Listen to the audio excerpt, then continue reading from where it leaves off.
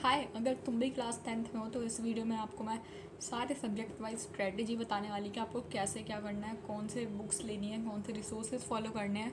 एकदम ऑनेस्टली बताऊंगी, ठीक है। यहाँ पे कुछ प्रमोशंस वगैरह मैं कुछ नहीं है, तो यहाँ पे कुछ प्रमोशंस वगैरह ये सारी चीज़ें कुछ भी नहीं है। ऑनेस्ट मेरी एडवाइस होगी मेरे जूनियर्स के लिए। So let's start. सबसे पहले सब्जेक्ट वाइज बता रही हूँ, तो सबसे पहले आते हैं मैथ्स पे।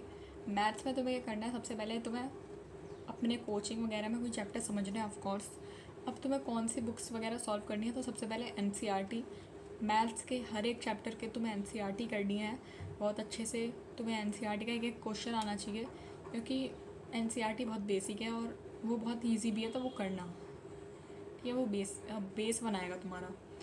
अब तुमने एनसीईआरटी कर ली। अब देखो, अगर मेरे को कोई ऐसे तुम्हें बताना होता कि तुम ये बुक ले लो, वो बुक ले लो, ठीक है, मेरे को ऐसा नहीं करना है। अगर मैं एकदम ऑनेस्टली बताऊँ, अगर तुम किसी ऑनलाइन बैच में हो या फिर तुम किसी कोचिंग में हो जहाँ पे अच्छा खासा मटेरियल तुम्हें मिल रहा है, अच्छा खासा मटेरियल तुम्हें वहाँ पे मिल रहा है, तो तुम अपना मटेरियल यूज़ करो। लाइक वहाँ पर तुम्हें डीपीपीज़ मिल रही हैं, तुम्हें अच्छे खासे क्वेश्चंस प्रैक्टिस के लिए तुम्हें पूरी पीडीएफ दी जा रही है कि ये अच्छे अच्छे क्वेश्चंस आपको वहाँ मिल रहे हैं।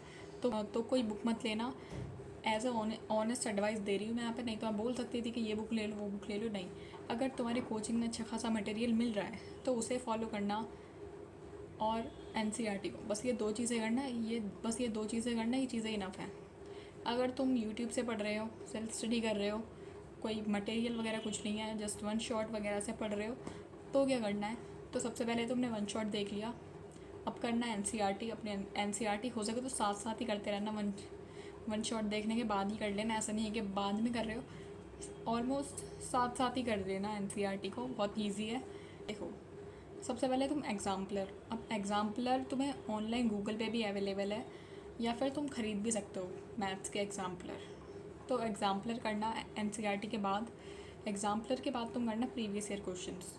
मैथ्स के लिए, स्टैंडर्ड मैथ्स के लिए बता रही हूँ, मेरी स्टैंडर्ड थी। स्टैंडर्ड मैथ्स के लिए तुम्हें पीवाईक्यूज़ करने हैं। ऑनेस्टली मैं बताऊँ, वैसे तो मैं बोल सकती हूँ कि 10 साल के 20 साल के कर लो, नहीं, ऑनेस्टली बताऊँ तो तुम लास्ट मैथ्स स्टैंडर्ड के लिए 3 साल के पीवाईक्यूज़ कर लेना।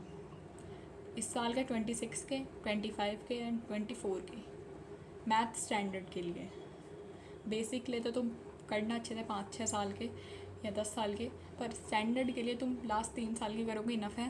बिकॉज पहले थोड़ा पेपर इजी आता था, तीन अब थोड़ा लेवल हाई हो रहा है, तो तुम हाई लेवल वाले क्वेश्चंस करना, ठीक है। वो इजी बेसिक क्वेश्चन करके कुछ नहीं होगा, तो इसलिए अपनी एडवाइस दे रही हूँ। तो मैथ स्टैंडर्ड के लिए लास्ट 3 साल के पीवाईक्यूज़ करना। अब पीवाईक्यूज़ की कोई बुक मत लेना, ऑनलाइन सब अवेलेबल है।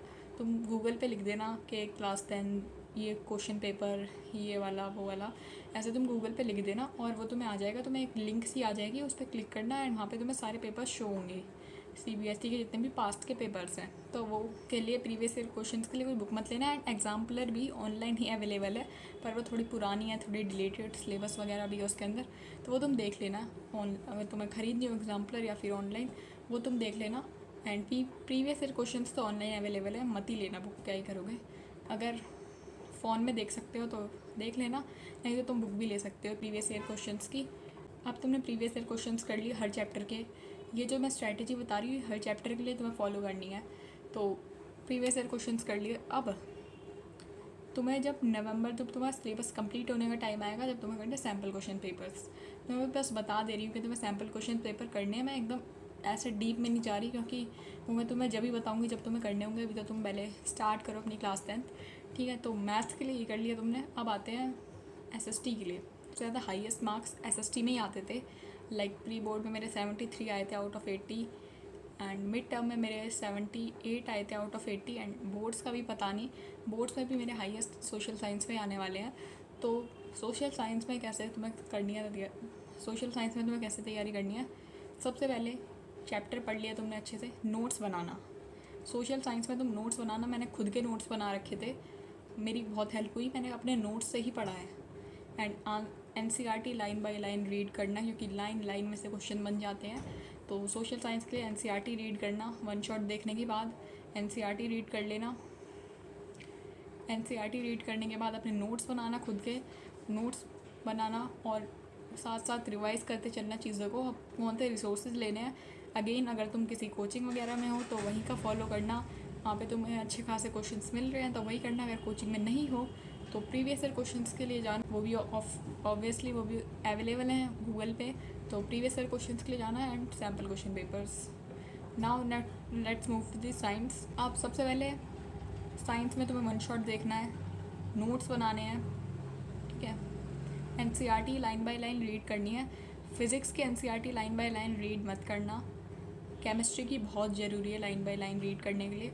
बायोलॉजी की इतनी ज़रूरी नहीं है, पर हाँ एक चीज़ बताती हूँ, तुम केमिस्ट्री के लिए एक्टिविटीज़ बिल्कुल मिस मत कर देना।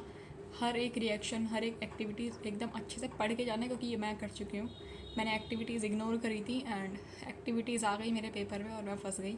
तो एक्टिविटीज़ को बिल्कुल इग्नोर मत करना। एक एक बॉक्स एनसीईआरटी का पढ़ के जाना, साइंस के लिए, सोशल साइंस के लिए भी। सोशल साइंस के लिए हाँ तुम अभी से ही देख लो कि तुम्हारे वो जो साइड में पिक्चर बेस्ड क्वेश्चन होते हैं ना, उनमें से क्वेश्चन आते हैं, तो बॉक्स वगैरह को इग्नोर मत करना। साइंस में एसएसटी में कहीं से भी क्वेश्चन आ जाता है, खासकर एसएसटी में। तो मैं पिक्चर्स दिख रही है तुम इग्नोर कर दोगे तो वो भी क्वेश्चन पूछ लेगा कि इस पिक्चर को किसने लिखा था, इस तरीके मतलब किसने ड्रॉ करा था, इस तरीके से।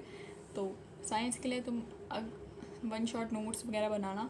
और अब अगर तुम्हें बताऊँ मैं रिसोर्सेज कौन से फॉलो करने, अगेन किसी कोचिंग वगैरह में, लाइक मैं आरएम बैच में थी, no promotion, just sharing my experience and यहाँ पे गाइड कर रही हूँ, ठीक है। मैं आरएम बैच में थी तो वहाँ पे अच्छा खासा मटेरियल मिलता था साइंस के लिए, लाइक एसीपी मिलती थी, उसमें बहुत टफ सवाल होते थे। इतना टफ तो पेपर भी नहीं आता जितनी टफ एसीपी होती थी, पर स्टिल उससे तुम्हारी अच्छी खासी प्रैक्टिस हो जाती है, क्योंकि कोई भरोसा नहीं है सीबीएसई का कब पेपर टफ आ जाए। तो तुम्हें हाई लेवल की तैयारी करनी है। इसके लिए तुम जैसे वहाँ पे एसीपी मिलती थी तो मेरे को कोई बुक वगैरह लेने की ज़रूरत ही नहीं पड़ी, क्योंकि वो इनफ थे। लिटरली 50-60 क्वेश्चन होते थे एसीपी में, वो टफ लेवल के, तो वो इनफ है। अगर तुम ऑनलाइन नहीं स्टडी कर रहे, कहीं और जा रहे हो, अगर वहाँ पे अच्छा रिसोर्स मिल रहा है तो वो फॉलो करना। अगर खुद पढ़ रहे हो वन शॉट से, सेल्फ स्टडी से, तो साइंस के लिए तुम प्रीवियस ईयर क्वेश्चन करना। क्वेश्चन बैंक मेरे को नहीं लगता वर्थ इट है, ठीक है। बस क्वेश्चन बैंक्स तुम कर सकते हो अगर तुम्हें करने हैं तो, पर मेरे को नहीं लगता। मेरे को लगता है क्वेश्चन बैंक से ज़्यादा प्रीवियस ईयर क्वेश्चन पे ध्यान देना चाहिए। बाकी तुम्हारी मर्ज़ी है, तुम क्वेश्चन बैंक भी कर सकते हो, प्रीवियस ईयर क्वेश्चन भी कर सकते हो, एंड सैम्पल पेपर तो मस्त है हर सब्जेक्ट के लिए। तो let's move to the English. Personally English तो मैंने पूरे साल ऐसे इतनी अच्छे से पढ़ी नहीं थी। इंग्लिश के लिए तुम्हें क्या करना है, आंसर राइटिंग बहुत इंपॉर्टेंट है। आंसर अपने खुद के आंसर लिख के देखना है, एसएसटी के लिए, साइंस के लिए, इंग्लिश के लिए, वो खुद लिखना और डे 1 से ही लिखना स्टार्ट कर देना। ऐसा नहीं है कि तुम वेट कर रहे हो, नहीं। और इंग्लिश मैंने पढ़ी थी डीगर सर से, जो डीगर सर ने एक वो दे रखी है ना, फाइल दे रखी है, इसमें कीवर्ड्स, पूरी समरी, बहुत सारी चीज़ें उसमें हैं, तो वो तुम फॉलो करना, वो तुम्हारे लिए बहुत इंपॉर्टेंट है। एंड डीगर सर से तुम पढ़ सकते हो, वो बहुत अच्छे तुम्हें रिसोर्सेज भी देंगे, क्वेश्चंस भी देंगे, तो वहाँ से तुम्हें वहाँ पे सब अवेलेबल मिल ही जाएगा। वहाँ पे तुम्हें क्वेश्चंस भी मिल जाएंगे, प्रीवियस ईयर क्वेश्चंस, ठीक है। और तुम्हें वहाँ पे समरी नोट्स, समरी सारे चैप्टर्स की कीवर्ड्स, बहुत सारी चीज़ें तुम्हें फ्री में अवेलेबल है डीयर सर के टेलीग्राम पे, तो तुम वो यूज़ कर सकते हो, वो इनफ है आई गेस। तो हाँ, एंड हिंदी के लिए, हिंदी तो मैंने खुद पर्सनली लास्ट में पढ़ी थी, पर मैं तुम्हें एडवाइस नहीं दे रही कि तुम भी लास्ट में पढ़ो। तुम स्टार्टिंग से ही हिंदी पढ़ना हो सके तो, वैसे टाइम मिलता नहीं है पर ठीक है। एंड मेरे पास संस्कृत थी तो संस्कृत मैंने पढ़ ली थी लास्ट में अच्छे से, तो आई थिंक इतना इनफ है अगर तुम्हें। और अगर फिर से मैं बता दूं तो प्रीवियस ईयर क्वेश्चंस मैंने एक बुक ले रखी थी प्रीवियस ईयर क्वेश्चंस की, नो प्रमोशन, पर तुम्हें ऑनलाइन अवेलेबल है, तो मैं तुम्हें सजेस्ट नहीं करूँगी कि तुम बुक लो, पर मैंने एक बुक ले रखी थी, नो प्रमोशन अगेन, मैंने एक बुक ले रखी थी ग्रंथ करके। लिटरली इसमें हर, देख सकते हो तुम, इसके अंदर हर, इतनी मोटी बुक है ये, इतनी मोटी बुक है, एंड इसके अंदर हर सब्जेक्ट के तुम्हें 10 ईयर्स के हर सब्जेक्ट के प्रीवियस ईयर क्वेश्चन दे रखे थे, तो इससे मेरी बहुत हेल्प हुई, ठीक है। तो उसमें हर क्वेश्चन पेपर दे रखे हैं तुम्हें, इस तरीके से क्वेश्चन पेपर दे रखे हैं सारे सब्जेक्ट्स के, 10 साल के, आईटी, संस्कृत, हिंदी है, हर, मतलब तुम्हारे पास हर सब्जेक्ट के, तुम्हारे पास जितने भी सब्जेक्ट है ना, सब कुछ इसके अंदर है सारे। तो मैंने ये यूज़ करी थी, इसमें मेरी बहुत हेल्प हुई। सो मैं प्रमोशन नहीं कर रही, पर तुम्हें ऑनलाइन भी अवेलेबल है प्रीवियस ईयर क्वेश्चन, तुम ऑनलाइन ले सकते हो, नहीं तो बुक्स तो बहुत सारी हैं ही। एंड ये थोड़ी कॉस्टली भी थी ऑफ कोर्स, इतनी मोटी है, तो प्रिंटिंग कॉस्ट भी आती है, तो वैसे ही बुक अच्छी लगी मेरे को, ठीक लगी, but I am not promoting it. मैंने तुम्हें सजेस्ट करी कि तुम लोग ऑनलाइन सब अवेलेबल है तो ऑनलाइन फॉलो करो। अगर ऑनलाइन तुम्हें फ़ोन स्क्रीन टाइम इतना नहीं करना है तो तुम ले सकते हो। एंड मैंने सैम्पल पेपर्स भी ले रखे थे बहुत सारे, लाइक ओसवाल के बहुत सारे, तो वो मैं तुम्हें आगे बताऊँगी जब सैम्पल पेपर करने का समय आएगा। और एक मेरी टिप कि तुम ज़्यादा रिसोर्सेज पे मत भागना कि मेरे दोस्त ने वो बुक ले ली, इग्नोर करो अपने दोस्तों को। कोई कुछ भी ले रहा है, तुम अपने आप को फॉलो करो, अपने गाइडर को, अपने किसी को भी फॉलो करो जिसको तुम फॉलो करते हो। मेरे को करते तो मेरे को करो, ठीक है। इग्नोर करो कि तुम्हारे दोस्त ने कौन सी बुक ले ली। कम रिसोर्सेज यूज़ करना, खुद के नोट्स बनाना, रेगुलर रिवाइज करना, एंड बहुत अच्छा स्कोर लाओगे, बहुत ईजी है। So that's it for the video, till then bye.